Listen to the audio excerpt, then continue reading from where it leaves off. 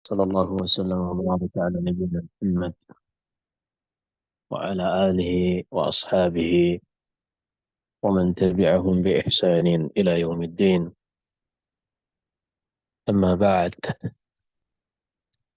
Kembali kita lanjutkan ta'lim online kita membahas hadis-hadis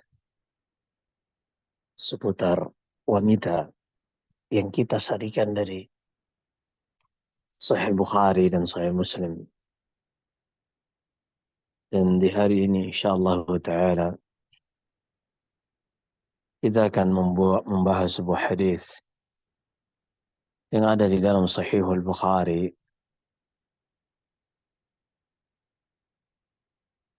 dalam Kitabul Iman. Nabi Sallallahu Alaihi Wasallam mengajarkan kita di dalam hadis ini yang akan kita bahas nanti insyaallah tentang bagaimana idealnya seorang muslimah di dalam beribadah kepada Allah. Imam Al-Bukhari dengan sanadnya sampai kepada Aisyah radhiyallahu anha, istri Nabi Sallallahu Alaihi Wasallam.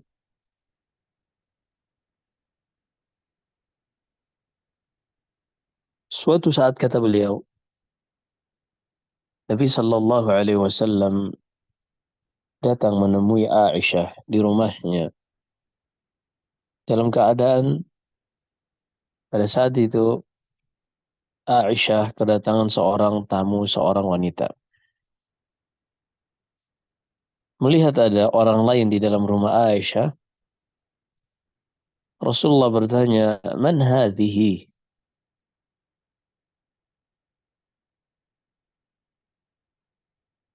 Siapakah wanita ini? Kata Rasulullah.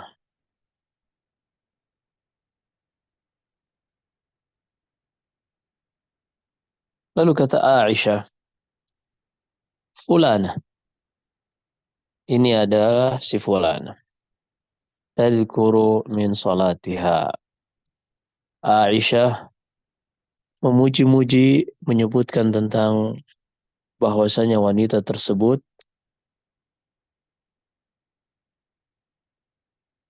adalah seorang yang hebat sholatnya, banyak sholat yang ia kerjakan.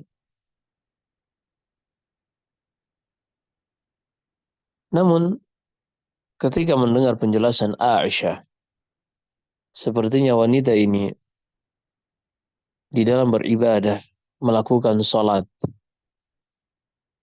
yang kurang tepat dinilai oleh Rasulullah Sallallahu Alaihi Wasallam yang akan kita sebutkan nanti. Apa itu sikap yang kurang tepat dari wanita tersebut? Kata Rasulullah, mah. Mah dalam bahasa Arab isim fi'il nahi yang artinya jangan lakukan itu. Alaikum bima tutiqun. Hendaklah di dalam melakukan amalan ini kalian melakukannya sesuai kadar kemampuan kalian dan jangan berlebihan memberatkan diri kalian. Apa maknanya kita akan sebutkan nanti. Fawallahi la yamallu Allahu hatta tamallu. Karena demi Allah, Allah itu tidak akan pernah bosan, tidak akan pernah berhenti memberi pahala kepada kalian sampai kalian sendiri yang bosan dan berhenti melakukan ibadah.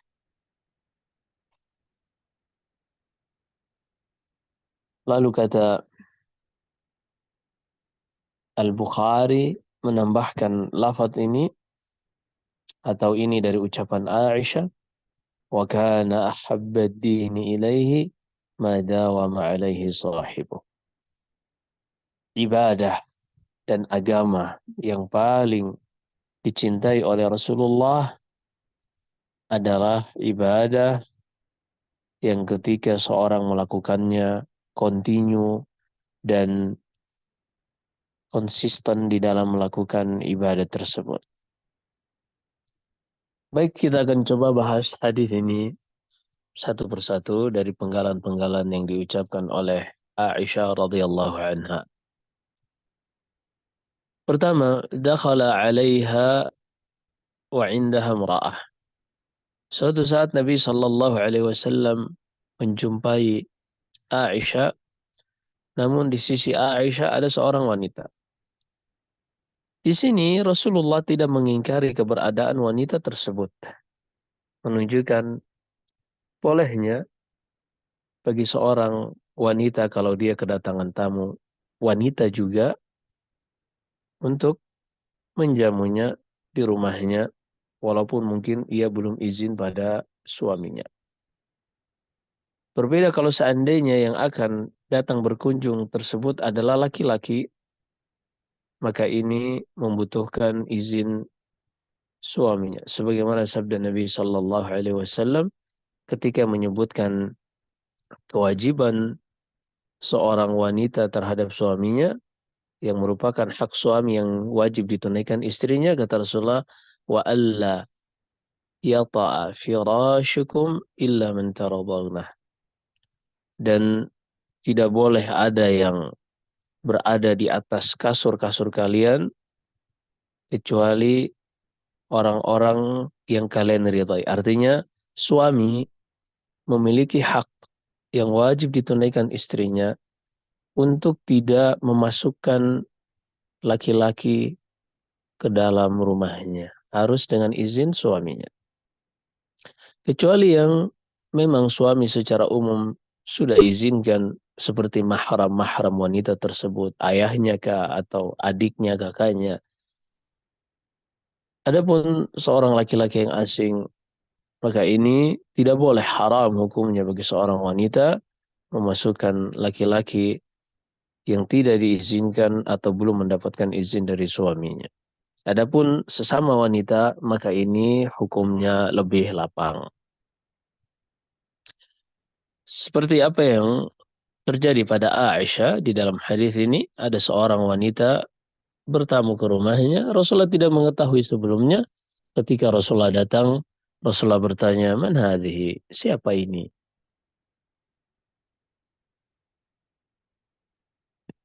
Kemudian Rasulullah sallallahu alaihi wasallam uh, setelah bertanya, dijawab oleh Aisyah, "Fulana." Wanita ini adalah si fulana. Tadhkuru min salatiha. Ia menceritakan tentang sholat yang ia lakukan, yang jumlah rakaatnya sangat banyak, yang menghabiskan malamnya untuk sholat dan seterusnya. Intinya, orang ini semangat di dalam melakukan sholat hingga sepertinya membebani dirinya. Dan ini tidak diperbolehkan di dalam syariat, sebagaimana dalam hadis Abdullah bin Amr bin Al-As di dalam Sahih Bukhari dan Sahih Muslim, yang mana Abdullah bin Amr ini radhiyallahu anhuma setiap hari berpuasa, tidak pernah berbuka. Kemudian di malam hari ia habiskan untuk sholat tahajud dan tidak tidur. Secara logika manusia, kita tahu ketika sholat dengan kuantitas yang lebih banyak, jumlah rakaat yang lebih banyak, harusnya lebih baik. Tapi ternyata syariat ini tidak menilai demikian. Kata Rasulullah kepada Abdullah bin Amr bin Al-As, "Ya Abdullah, sum fi kulli syahrin thalathata ayyam." Wahai Abdullah bin Amr, berpuasalah dalam satu bulan 3 kali saja. Kata Abdullah, "Inni utiqu akthar min dzalika ya Rasul." Wahai Rasulullah, aku mampu melakukan lebih dari itu. Lalu Rasulullah memberikan keringanan baginya, "Sum fi kulli jum'atin yaumaini." Berpuasalah dalam satu pekan 2 hari. Lalu kata Abdullah bin Amr, aku masih lebih mampu dari itu, wahai Rasulullah. Lalu kata Rasulullah, "Sum yauman wa aftir yauman." Kalau memang seperti itu berpuasalah satu hari dan berbukalah satu hari, itulah puasa sepanjang tahun dan itulah puasa Nabi Daud alaihissalam. Maka Islam ini seorang di dalam beribadah kepada Allah, dia seharusnya tidak melakukan ibadah ini semata-mata hanya untuk memuaskan keinginannya untuk beribadah. Perhatikan, seorang di dalam beribadah itu, ia tidak boleh semata-mata hanya ingin memuaskan keinginannya beribadah. Seharusnya seorang yang beribadah itu adalah bagaimana ia menjadikan ibadah yang ia lakukan ini mendatangkan ridha Allah. Sehingga kalau dia inginkan dari ibadahnya ini mendapatkan ridha Allah, bukan semata-mata memuaskan keinginannya untuk melakukan ibadah, maka dia akan mencari tahu, dia akan belajar bagaimana cara agar ibadah yang ia lakukan benar-benar mengantarkannya kepada ridha Allah Subhanahu wa taala. Sebutkan dalam hadis Aisyah dalam Sahih Bukhari dalam Kitabul Iman juga, ada 3 orang datang ke rumah Aisyah menanyakan seperti apa sih ibadah Rasulullah sallallahu alaihi wasallam di setiap harinya. Falamma ukhbiru taqalluha. Ketika Aisyah mengabarkan kepada mereka seperti apa rutinitas ibadahnya Rasulullah setiap hari, beliau terkadang puasa, terkadang banyak berbukanya, beliau di malam hari kadang tidur, kemudian di malam terakhir bangun. Setelah Aisyah menceritakan ini kepada mereka, taqalluha. Mereka mengatakan Rasulullah melakukan itu walaupun jumlahnya sedikit, tapi kan beliau itu sudah diampuni dosa-dosanya yang telah berlalu dan yang akan datang. Adapun kita, kata mereka, tidak ada jaminan bahwasanya Allah telah mengampuni dosa-dosa kita sehingga membutuhkan kita untuk lebih banyak beramal dibanding Rasulullah. Iya, mereka ingin berlogika. Akhirnya orang pertama dari ketiga orang ini mengatakan, amma ana fa'asumu wala uftir. Adapun aku akan menghabiskan setiap hariku dengan berpuasa saja dan aku tidak akan pernah berbuka. Aku tidak akan pernah tidak berpuasa maksudnya. Maksudnya setiap hari Senin terbit Fajar Shadiq, dia mulai berpuasa, nanti Maghrib berbuka, Selasa, begitu lagi, Rabu, begitu lagi, dan seterusnya. Orang yang kedua, ia mengatakan, amma ana fa'aqumu wala anam. Adapun aku akan menghabiskan malam hariku dengan sholat dan aku tidak akan tidur. Aku tidak akan tidur. Kemudian yang ketiga, amma ana fala atazawwajun nisa. Orang yang ketiga, aku tidak akan menikahi wanita yang akan menyibukkan aku dari beribadah. Perhatikan di sini, secara logika, kalkulasi, ketika kita menghitung kuantiti dari apa yang mereka lakukan lebih banyak, seharusnya lebih baik. Tapi ternyata, ibadah yang kita lakukan ini seharusnya adalah sesuai yang Allah inginkan, bukan sesuai yang kita inginkan.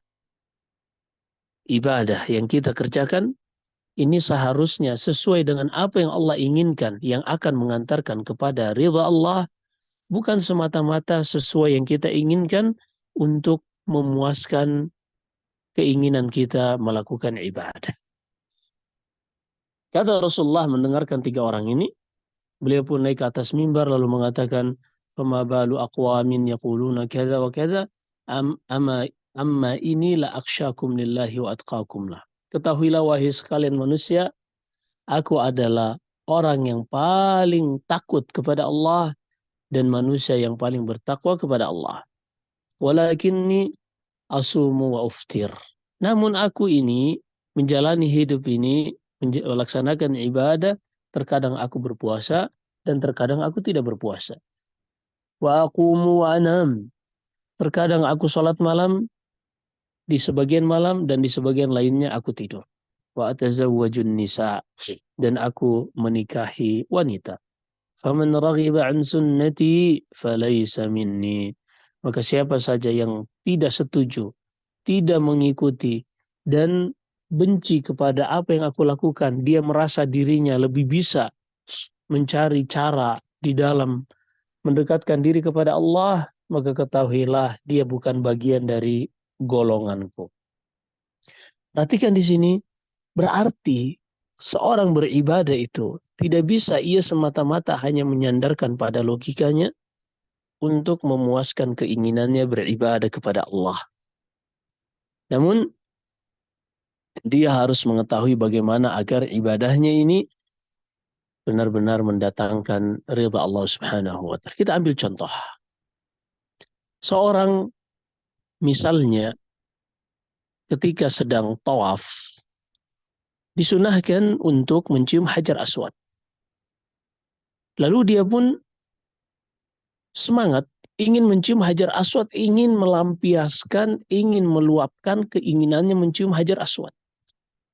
Tapi semua orang tahu kondisi saat ini, orang untuk mencium Hajar Aswad ini, ia harus berdesak-desakan dengan kaum muslimin dan terkadang terjadi hal-hal kemungkaran. Seperti uh, terjadi saling sikut, atau mungkin laki-laki dan perempuan sampai na'udzubillah kondisi yang tidak layak untuk kita ceritakan. Maka perhatikan, menyikut, berdesak-desakan dengan kaum muslimin, ini hukumnya haram. Sementara mencium Hajar Aswad hukumnya sunnah saja. Demikian pula seorang laki-laki dan perempuan bersentuh lawan jenis yang bukan mahram, ini hukumnya haram. Sementara mencium Hajar Aswad hukumnya sunnah. Maka seorang tidak boleh hanya untuk melaksanakan yang sunnah, ia jadi mengerjakan yang haram. Maka di sini kita harus paham, ibadah itu bukan sesuai yang kita inginkan, tapi harus sesuai dengan apa yang Allah syariatkan. Ibadah itu bukan semata-mata kita ingin melampiaskan, meluapkan keinginan kita melakukan suatu ketaatan. Tapi ibadah itu bagaimana agar apa yang kita kerjakan ini mengantarkan kita kepada ridha Allah Subhanahu wa ta'ala. Maka ini yang ingin diajarkan oleh Rasulullah kepada Aisyah, kepada umat ini dan juga kepada wanita ini. Jangan lakukan ibadah yang berlebihan seperti itu. Kemudian kata Rasulullah, fawallahi, demi Allah, ketahuilah bahwasanya Allah itu tidak akan pernah berhenti memberikan pahala kepada kalian, tidak akan pernah bosan sampai kalian sendiri yang merasa bosan dan berhenti melakukan ibadah. Di sini ada fiqih tentang kehidupan yang harus kita pelajari. Di dalam syariat Allah yang menjadi indikator kesuksesan amalan manusia di dalam usianya secara utuh, di dalam umurnya secara utuh dari awal sampai akhir, yang dinilai amalannya adalah pada penutup dan akhir dari usia tersebut. Kata Nabi sallallahu alaihi wasallam, "Innamal a'malu bil khawatim." Amalan itu yang akan dilihat adalah di akhir usia seseorang. Makanya kita kenal ada husnul khatimah dan su'ul khatimah. Islam adalah agama yang mengajarkan kepada manusia tentang kesadaran mengetahui kapasitas dan kemampuan diri manusia dan agar ia terus bisa kontinu dan istiqamah dalam beribadah. Maksudnya, ketika seseorang di masa muda, betul, ia memiliki semangat, ia memiliki kekuatan, ia sanggup untuk beribadah mungkin setiap hari dan seterusnya, berpuasa setiap hari dan seterusnya. Tapi ketika dia sudah memasuki masa mulai sakit-sakitan, mulai tua. Nah ini dia nggak akan bisa continue lagi. Sebagaimana di akhir hadis Sahih Bukhari dari Abdullah bin Amr bin Al-As tadi yang puasa tiap hari, dia pun di akhir usianya sudah tidak bisa berpuasa setiap hari atau berpuasa sehari, berbuka sehari, dan ia pun menyesal karena tidak menerima wasiatnya Rasulullah dan ia tidak bisa istiqamah pada amalan yang ia lakukan. Perhatikan di sini, seorang ketika ia masih muda, mungkin ia bisa melakukan semuanya itu. Tapi ketahuilah Allah yang menurunkan syariatnya ini, Allah mengetahui apa yang akan terjadi pada manusia. Allah yang mengetahui kondisi manusia yang nanti mereka akan memasuki masa tua, Allah mengetahuinya sebelum manusia melewati kondisi tersebut. Maka apa yang Allah syariatkan, ketahuilah itulah yang terbaik, walaupun mungkin kita merasa kita lebih bisa melakukan hal itu. Ini adalah fiqih di dalam kita beribadah, berinteraksi kepada Allah. Bahwasanya kita berinteraksi kepada Allah itu bukan sesuai yang kita inginkan saja, tapi harus sesuai dengan apa yang Allah inginkan, apa yang Allah syariatkan. Kata Nabi Shallallahu Alaihi Wasallam, "Alaikum bima tutiqun." Hendaklah kalian melakukan sesuai kemampuan kalian, jangan berlebihan. Karena amalan itu tidak hanya dinilai sehari dua hari, akan tetapi yang akan dinilai adalah akhirnya, dan akhir suatu amalan ini adalah cerminan awal amalan tersebut. Artinya apa? Seorang nggak bisa dia hanya mengatakan, udahlah hari ini nyantai-nyantai aja. Ntar kalau udah usia 40 atau 50 atau 60 baru kita serius. Enggak. Karena seorang hanya akan wafat sesuai dengan amalannya sepanjang hidupnya. Dan inilah fiqih. Artinya kita hari ini sedang berusaha menanamkan kebiasaan kita, kebiasaan bangun di waktu subuh untuk mengerjakan sholat subuh, kebiasaan disiplin mengerjakan sholat tepat pada waktunya, dan kebiasaan-kebiasaan yang lain. Karena seorang yang menghabiskan hidupnya dengan tidak membiasakan diri beribadah, ketahuilah di akhir usianya dia tidak akan terbiasa dan tidak akan disiplin mengerjakan ibadah. Karena akhir dari ibadah, akhir dari usia ini adalah cerminan dari awal pertengahan usia tersebut. Maka kata Rasulullah, "Alaikum minal a'mali au bima tutiqun." Hendaklah kalian di dalam mengerjakan ibadah sesuai dengan kemampuan kalian. Jangan berlebihan. Kerjakan walaupun itu kalian anggap kecil, tapi istiqamah lebih baik dibanding amalan yang besar namun terputus. Kata Aisyah, "Wa kana ahabbad dini ilaihi ma dawama alaihi sahib." Agama yang paling dicintai oleh Rasulullah, ibadah yang paling disenangi oleh Rasulullah adalah ibadah yang seorang istiqamah, continue di dalam melaksanakannya. Maka dengan seperti ini, kita juga harus paham bahwasanya amalan itu sesuai dengan kemampuan kita, bukan hanya sesuai dengan keinginan kita. Ibadah itu harus sesuai dengan syariat Allah, bukan semata-mata hanya ingin kita meluapkan keinginan beribadah.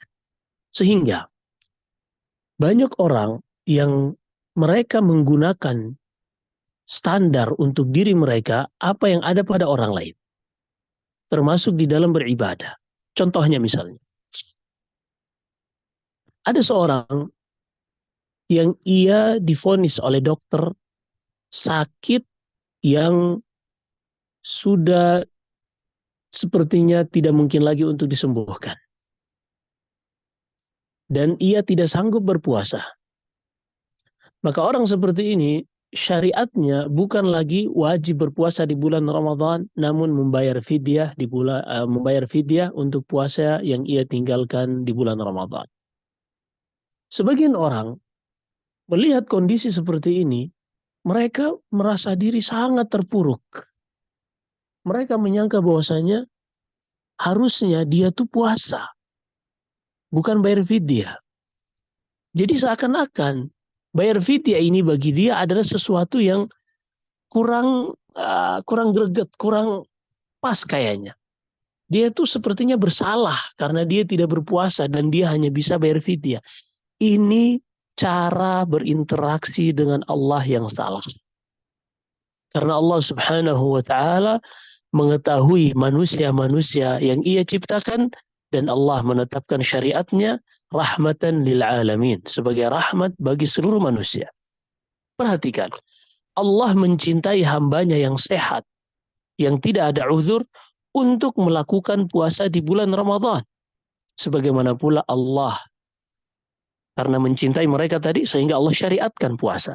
Sebagaimana pula Allah mencintai hamba-hambanya yang sakit, atau yang sudah tua, yang sudah lanjut usia, dan tidak sanggup berpuasa lagi, Allah cintai untuk mereka agar hanya membayar fidyah dan tidak perlu berpuasa, sehingga Allah pun mensyariatkan mereka fidyah. Tidaklah Allah mensyariatkan sesuatu, melainkan Allah mencintai hal tersebut. Maka jangan pernah kita menggunakan apa yang kita lihat pada orang lain menjadi standar pada diri kita. Karena memang kita berbeda dengan orang lain. Allah ciptakan manusia berbeda-beda.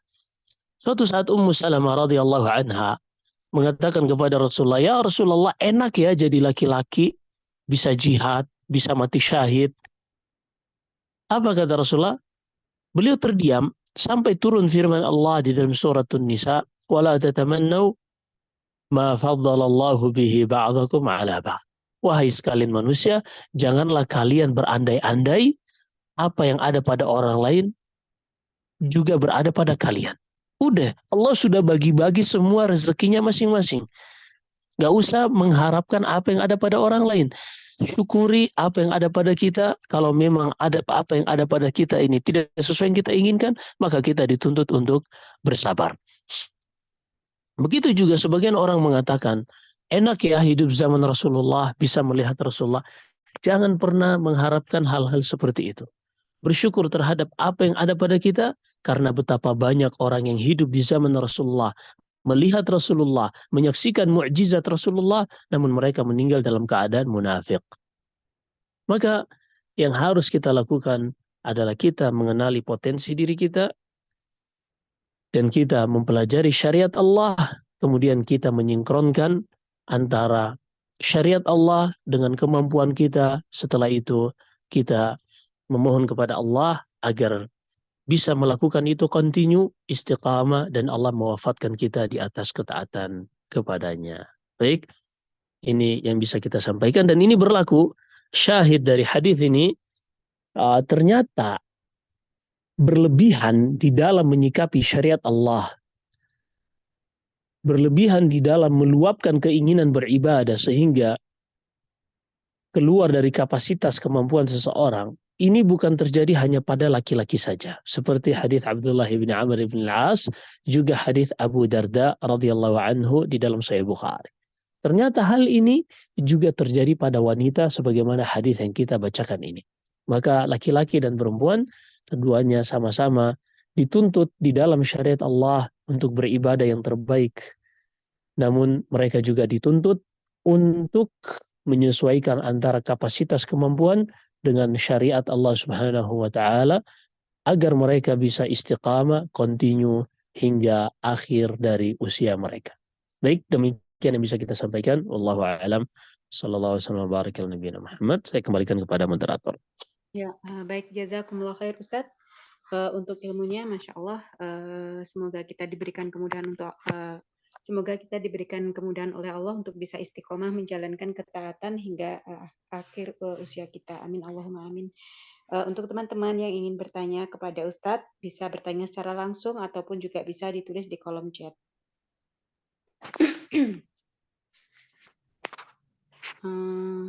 Ustadz, saya ada pertanyaan Ustadz berkenaan dengan tadi dikatakan tentang ini Ustadz, apa namanya? Sebentar.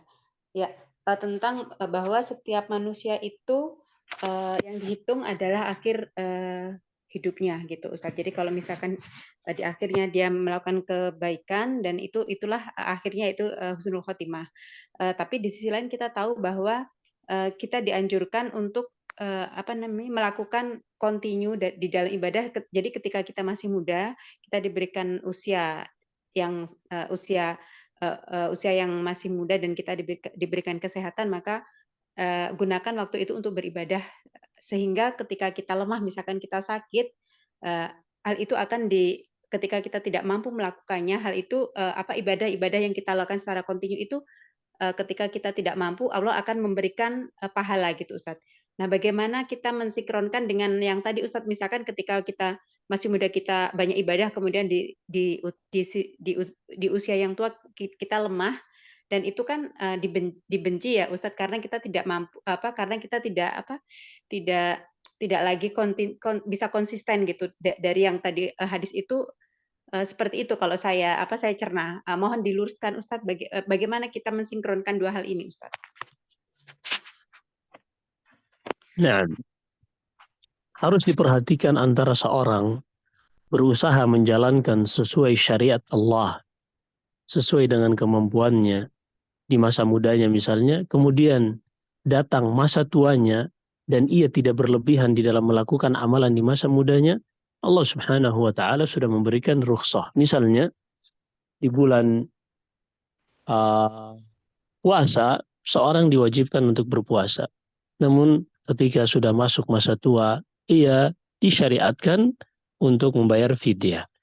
Maka jika ini terjadi pada seseorang dan dia semasa mudanya tidak berlebihan di dalam melakukan amalan, dan dia seorang yang senantiasa berusaha untuk istiqamah, continue di dalam melakukan ibadah yang sudah Allah syariatkan dan dituntunkan oleh Rasulullah SAW, maka orang seperti ini, walaupun ia sudah sakit, tidak bisa lagi melakukan ibadah yang ideal, maka orang seperti ini, dia akan tetap dicatatkan sesuai dengan amalannya masih muda.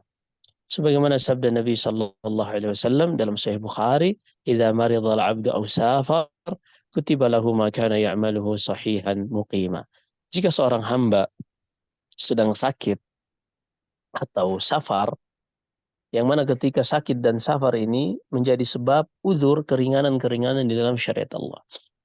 Jika seorang hamba yang senantiasa menjaga amalannya, menjaga ibadahnya, kemudian ia sakit atau safar, maka Allah Subhanahu wa taala akan tetap mencatatkan baginya pahala ibadah yang ia lakukan pada saat sakit dan safar ini sebagaimana pahala yang ia dapatkan kalau dia sedang sehat, melakukan secara maksimal, atau ketika sedang safar dan dia melakukan secara maksimal.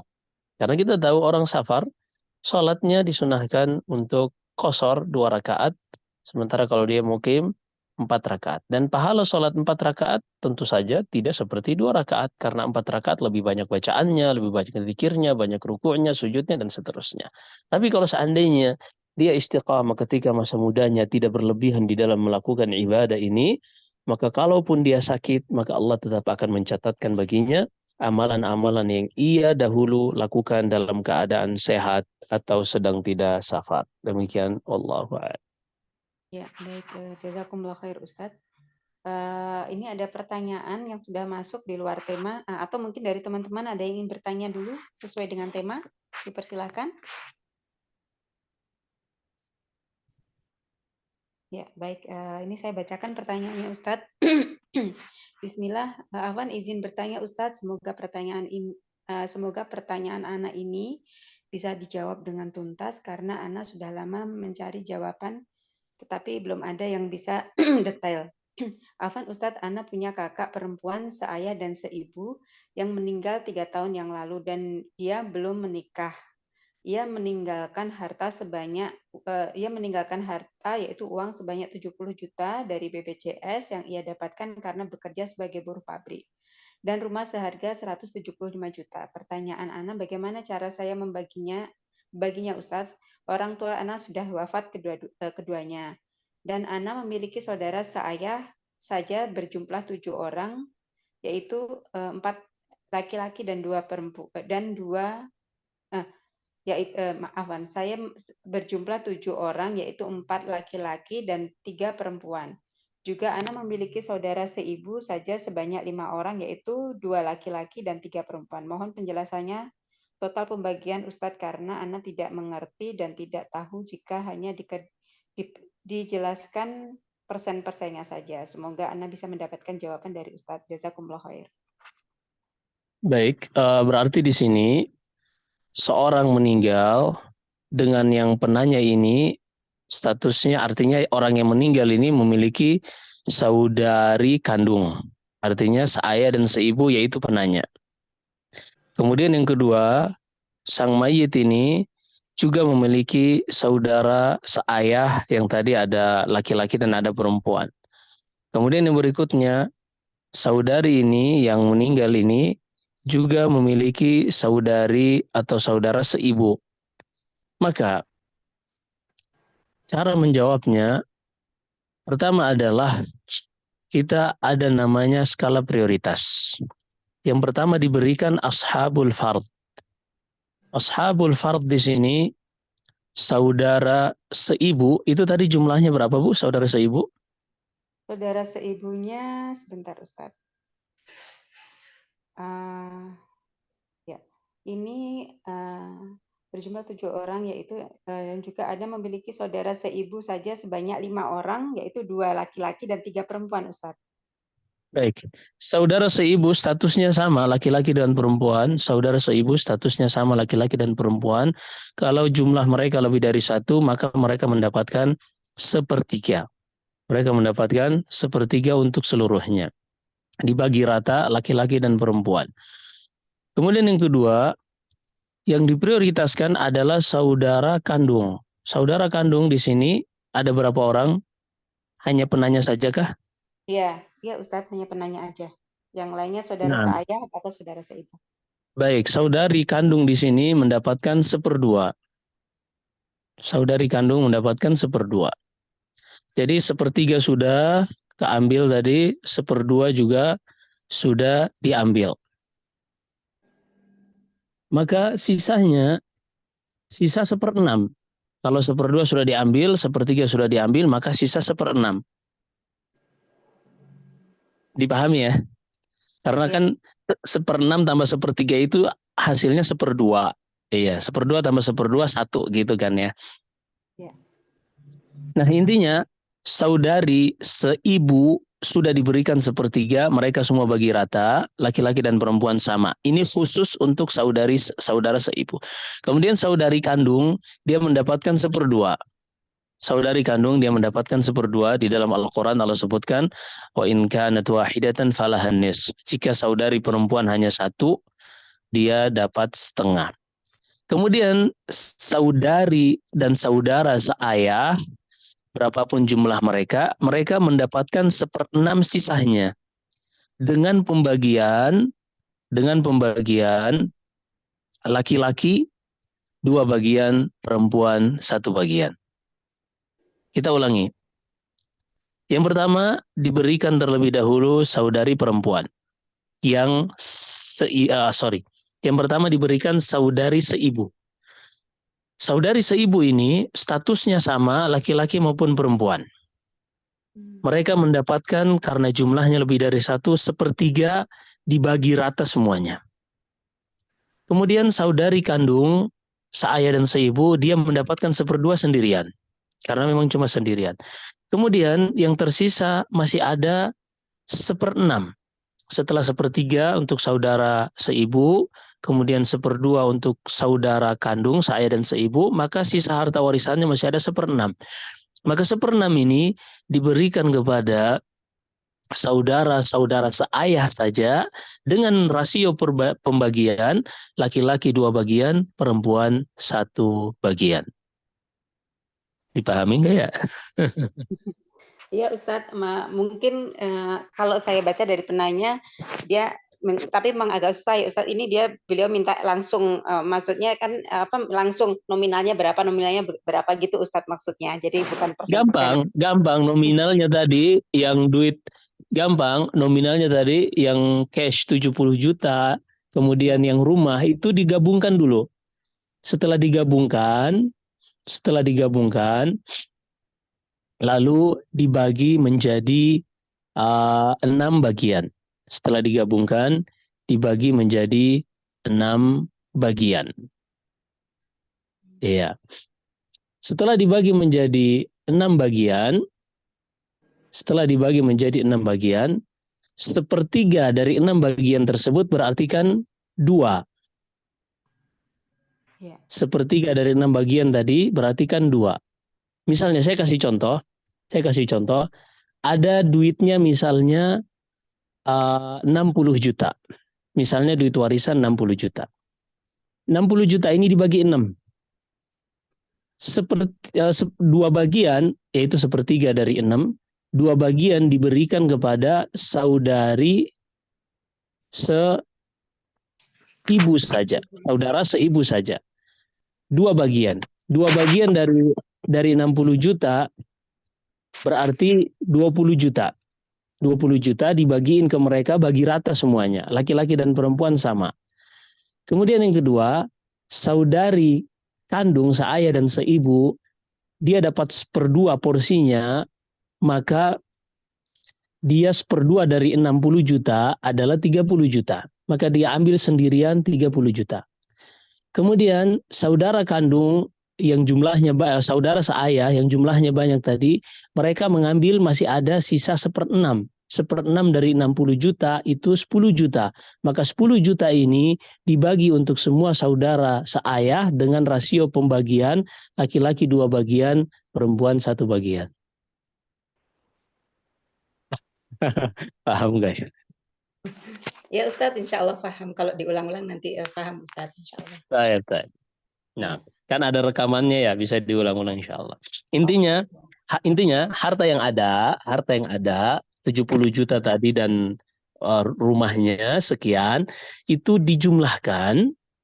Setelah dijumlahkan, dibagi menjadi 6 saham. Saudara seibu saja mendapatkan 2 saham. Sepertiga dari 6 saham.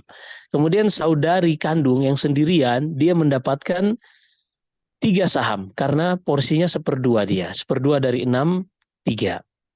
Dan setelah diambil 2, saudara seibu, kemudian diambil 3, saudara kandung, kan 5, sisa 1. 1/6 dari 6, 1.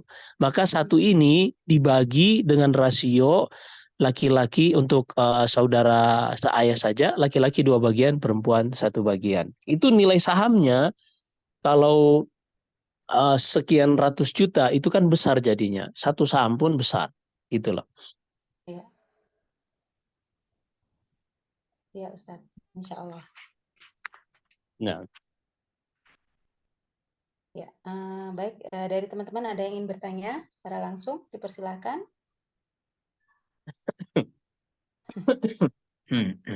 Kalau Ustadz ada rekamannya nanti ini penanya semoga bisa mendengarkan berulang-ulang. Nah. Baik, ini pertanyaan selanjutnya Ustadz masih di luar tema.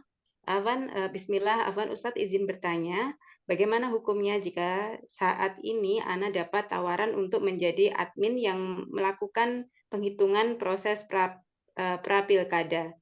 Tugasnya menerima dan menyediakan data hasil perhitungan manual pra-pemilihan kepada salah satu caleg yang menggunakan jasa saya. Ya, demikian Ustadz pertanyaannya. Awal Ustaz. Pertama, demokrasi dan sistem yang ada di dalamnya bukan bagian dari Islam. Ini bagian dari apa yang kita dengar datang dari Prancis, Demoscritus dan seterusnya. Ini pertama bukan bagian dari hukum Allah. Dan kita harus paham bahwasanya alam semesta ini, langit dan bumi ini semuanya milik Allah. Manusia beserta apa yang ada di dalam muka bumi ini semuanya milik Allah. Dan Allah tidak ridha ada hukum yang berlaku di muka bumi ini kecuali hukum Allah. Allah berfirman di dalam surat Yusuf dan juga dalam surat Al-An'am, inil hukmu illa lillah. Hukum itu hanyalah milik Allah. Hukum yang diterapkan di alam semesta milik Allah ini harusnya hanyalah hukum Allah. Sehingga disinilah disyariatkan jihad, kata Allah, وَقَاتِلُوهُمْ حَتَّى لَا تَكُونَ فِتْنَةً وَيَكُونَ الدِّينُ لِلَّهِ. Perangilah seluruh manusia hingga tidak tersisa syariat, tidak tersisa hukum di muka bumi ini kecuali hukum Allah. Maka demokrasi bukan bagian dari hukum Allah, bukan bagian dari syariat Allah, dan seorang jangan sekali-kali ia berani berkaitan dengan selain hukum Allah. Karena Allah Subhanahu wa taala berfirman, "Afa hukmal jahiliyati yabghun?"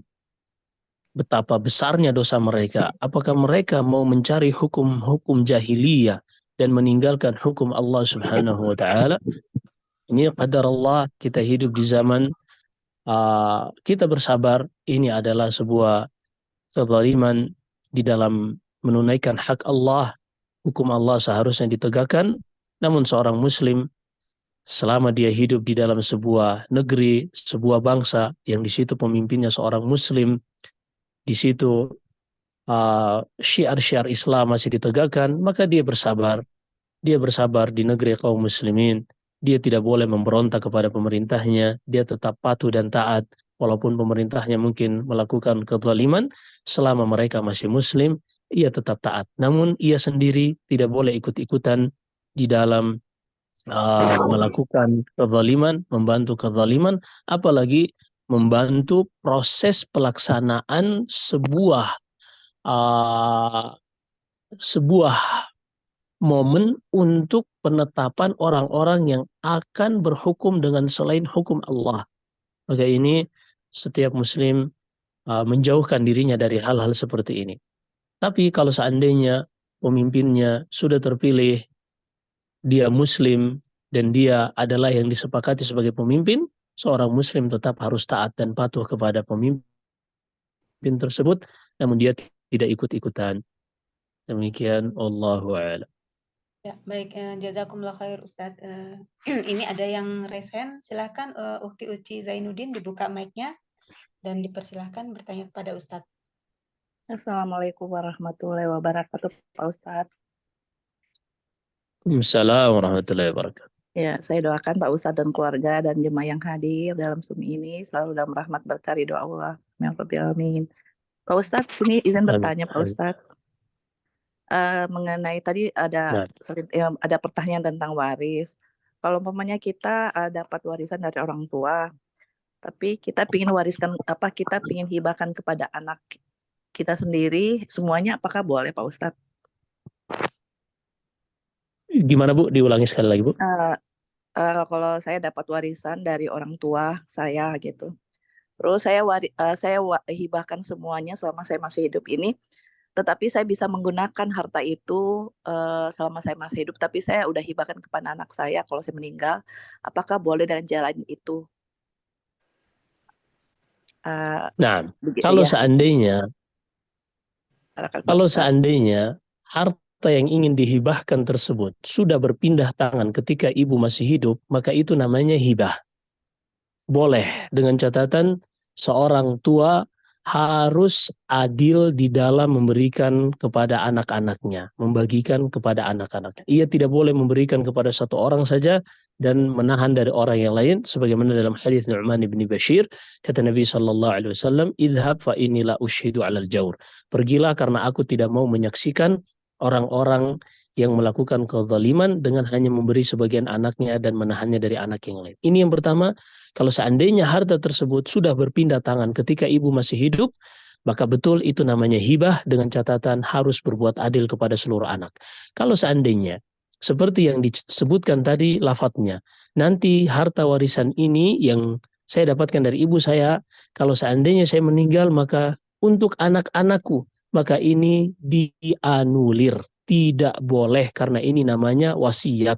Sementara Nabi SAW bersabda, "Inna Allah qad a'ta kulla dhi haqqin haqqahu, fala wasiyata lil waris."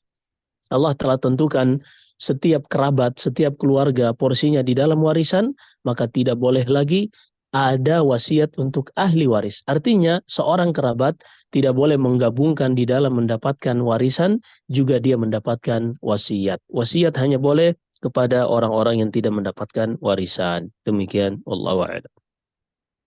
Ya, bagaimana? Maaf Pak Ustadz, jadi saya nggak boleh ditulis di surat hibah saya itu bahwa hanya bisa berpindah tangan setelah saya meninggal, itu artinya nggak boleh ya Pak Ustadz?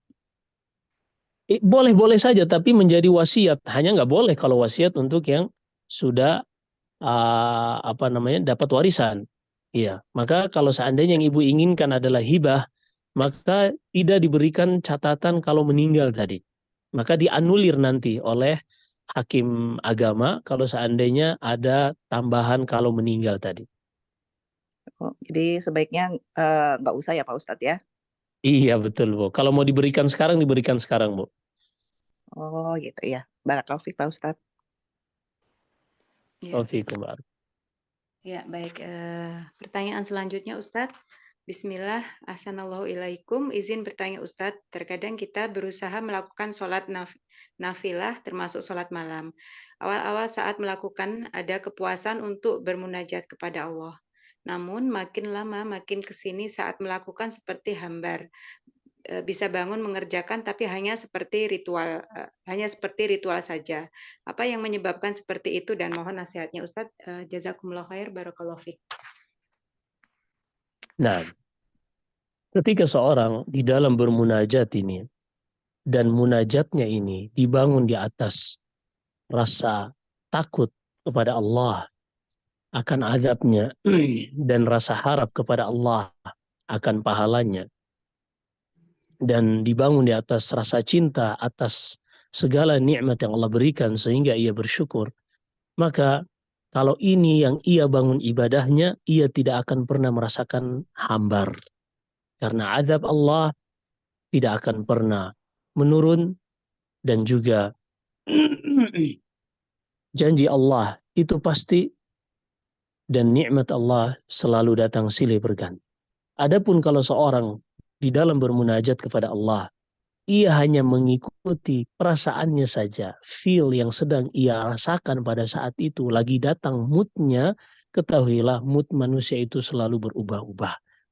Ini dikarenakan ketika seorang bermunajat, bukan karena dia mengenal Allah, tapi dia hanya ingin meluapkan apa yang ada di dalam hatinya. Tapi kalau seorang benar-benar mengenal Allah, mengetahui apa yang Allah janjikan bagi orang-orang yang beriman, ia pelajari tersebut, ia pelajari apa yang Allah janjikan, ia belajar tentang kenikmatan surga, maka niscaya ia tidak akan pernah berhenti untuk meminta surga kepada Allah dan mengharapkan agar Allah menjadikan ia dari penduduk surga.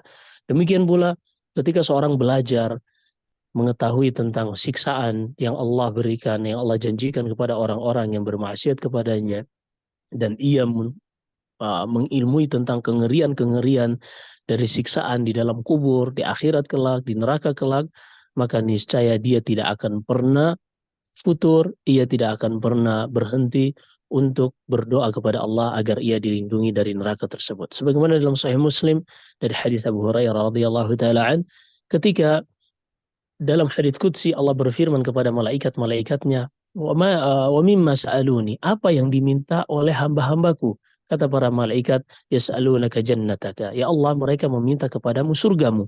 Kemudian kata Allah, fahal ra'auha? Apakah mereka pernah melihat surgaku? Kata para malaikat, tentu belum wahai Allah. Apa kata Allah? Fakaifa law ra'auha? Lalu bagaimana sekiranya kalau mereka pernah melihat surgaku?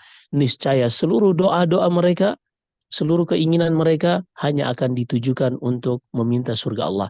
Demikian pula ketika Allah bertanya dari mana mereka, apa yang mereka minta perlindungan kepadaku. Kata para malaikat, mereka meminta perlindungan kepadamu dari nerakamu ya Allah. Kata Allah, apakah mereka pernah melihatnya? Kata malaikat, belum ya Allah. Lalu kata Allah, bagaimana kalau mereka pernah melihat nerakaku? Niscaya semua permintaan dan permohonan mereka hanya untuk dilindungi dari api neraka. Maka ketika seorang bermunajat kepada Allah, hanya ingin memuaskan apa yang ada pada dirinya, ketahuilah, sebentar lagi ia akan futur. Tapi kalau seorang bermunajat kepada Allah karena dia mengenal Allah, mengetahui apa yang Allah janjikan, juga takut akan apa yang Allah ancamkan, dan semuanya itu dibangun di atas rasa syukur atas nikmat yang Allah berikan kepadanya yang melahirkan rasa cinta, niscaya tiga hal ini, al-mahabba wal khauf wal raja, rasa cinta, rasa harap, dan rasa takut kepada Allah, membuat seorang akan terus istiqamah di dalam bermunajat kepada Allah Subhanahu wa taala. Nah, Ya, jazakumullah khair Ustadz. Ustadz Afwan, apakah dosa yang kita lakukan itu bisa menghilangkan rasa kenikmatan dalam beribadah ya Ustadz? nah, dan tidaklah seorang berdosa melakukan maksiat karena dia tidak mengenal Allah Subhanahu wa taala. Ya, baik. Pertanyaan selanjutnya, Bismillah, Assalamualaikum Ustadz.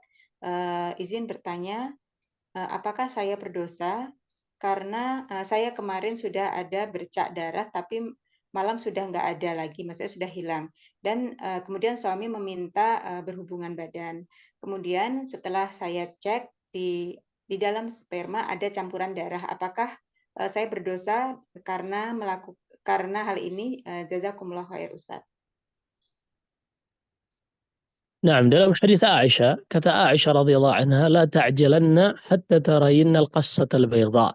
Wahai para wanita, jangan kalian terburu-buru menghukumi diri sudah suci sampai kalian melihat lendir putih. Dan ini kebanyakan wanita normal haid berhenti dari haid ini ditandai dengan adanya lendir putih. Maka kalau dia hanya karena belum melihat, artinya sudah mulai terputus darahnya, tapi belum ada lendir putih, dan dia tahu kebiasaannya selalu keluar lendir putih yang menjadi indikator bahwasanya dia sudah bersih, maka dia tidak boleh terburu-buru. Dia tidak boleh terburu-buru. Tapi kalau memang apa yang ia lakukan dengan suaminya karena dia menyangka sudah bersih, tentunya ini karena kejahilan, dan dia tidak akan dihukum atau tidak akan berdosa atau membayar 1 dinar karena hal tersebut. Karena dia melakukan karena kejahilan, ia bertobat kepada Allah, beristighfar kepada Allah, namun ke depannya ia harus tahu bahwasanya seorang wanita itu bersih dari haid, kata Aisyah, sampai keluar lendir putih. Nah, demikian Allah. Ya, baik. Pertanyaan selanjutnya, bismillah. Izin bertanya, jika memberi hibah kepada anak-anak yang sudah berkeluarga, namun ada yang di antara mereka yang berkekurangan, apa bisa kita beri porsi hibahnya lebih tidak sama, yang artinya yang kekurangan itu lebih besar dibanding yang rezekinya lapang, Ustadz? Jazakumullah khair. Nah, dilihat kalau memang yang kekurangan itu ada pada kebutuhan dasar dan kebutuhan pokok, maka orang tua, walaupun anaknya sudah setua apapun dan dia memiliki kelebihan dan anaknya kekurangan, dia masih tetap memberikan nafkah. Kalau dia mau, iya. Berbeda kalau demikian pula ketika seorang anak, walaupun dia sudah berkeluarga misalnya, laki-laki khususnya, dan ia melihat orang tuanya miskin, maka anak ini wajib menafkahi orang tuanya. Hukumnya wajib ijma' kata Ibnu Hazm rahimahullah berdasarkan firman Allah dalam surat Luqman, wa sahibuhuma fid dunya ma'rufa, dan berbaktilah kepada keduanya dengan yang terbaik. Dan bakti yang paling terbaik adalah ketika seorang anak bisa memenuhi kebutuhan pokok dan kebutuhan dasar orang tuanya. Demikian pula orang tua ketika ia melihat anaknya miskin, dia tetap dan dia mampu melebihi dari kebutuhan dasarnya dia, maka dia tetap memberi nafkah kepada anaknya. Sehingga kalau seandainya itu adalah kebutuhan pokok, maka dia boleh melebihkan untuk anaknya memenuhi kebutuhan pokoknya ini dibanding anak-anak yang lain yang mereka sudah mampu. Tapi kalau seandainya itu di luar kebutuhan pokok, seorang harus berbuat adil di dalam memberikan pembagian sesama anaknya. Demikian Allah.